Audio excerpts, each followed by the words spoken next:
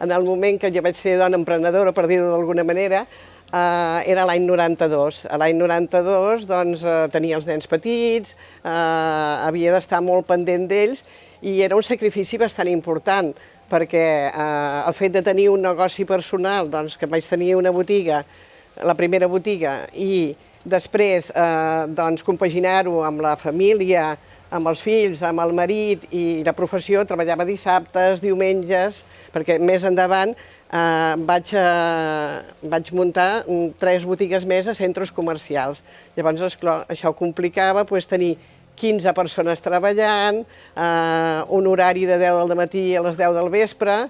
La veritat és que va ser molt, molt difícil, però molt satisfactori a la mateixa manera, perquè m'ho vaig tenir que guanyar, això és veritat, perquè en aquella època no és el mateix que ara.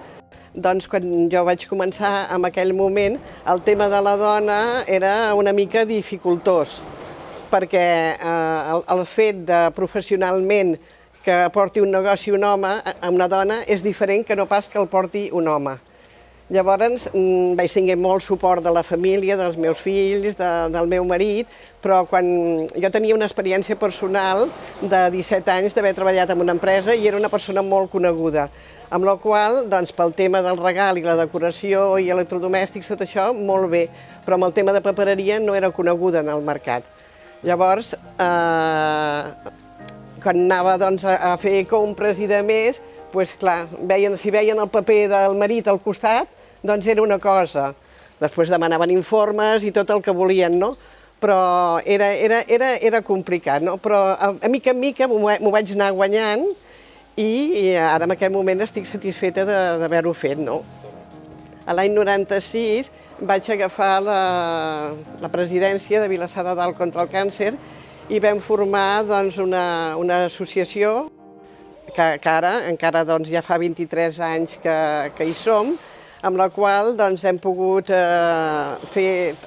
tractar, diguéssim, els pacients i els seus familiars amb l'ajuda amb aquesta malaltia. Fem activitats molt diverses, tallers de prevenció, tenim el servei de psicooncologia, de medicina integrativa i avui en dia és una de les associacions més importants del Maresme. Aviam, jo recomanaria que siguin elles mateixes i que si realment volen ser emprenedores i volen fer alguna activitat, doncs que la facin. Una vegada es trobin pel camí, ja miraran de sortir-se. És difícil, perquè el fet de ser dona, de ser mare i de família, doncs com us he comentat, moltes vegades no pots tenir la dedicació completa que podria tenir un home. Per sort, els homes cada dia ajuden més i contribueixen més a totes les tasques de la família, però jo penso que han de ser elles, que han de treballar i que han de lluitar i que encara queda moltíssim, però moltíssim per arribar a aconseguir-ho. En aquest moment estic llegint el llibre de Mindfulness, és atenció plena, vol dir això, i aquest tema és la meditació, perquè és una cosa que moltes vegades pensem sempre en el futur. Farem això, farem l'altre, anirem aquí, anirem allà, i no ens estem donant compte que no estem vivint el present. I el present és molt important i moltes vegades ens deixem petites coses que no les arribem a fer perquè sempre pensem en el futur. I l'atenció plena és fer meditació i pensar només en això. Precisament ara, aquí a Vilassar de Dalt contra el càncer, estem fent un taller de mindfulness a la tardor, hem començat, i això fa que al dematí, quan fas el taller, estiguis més tranquil·la, més relaxada i vegis totes les coses amb més objectivitat, no?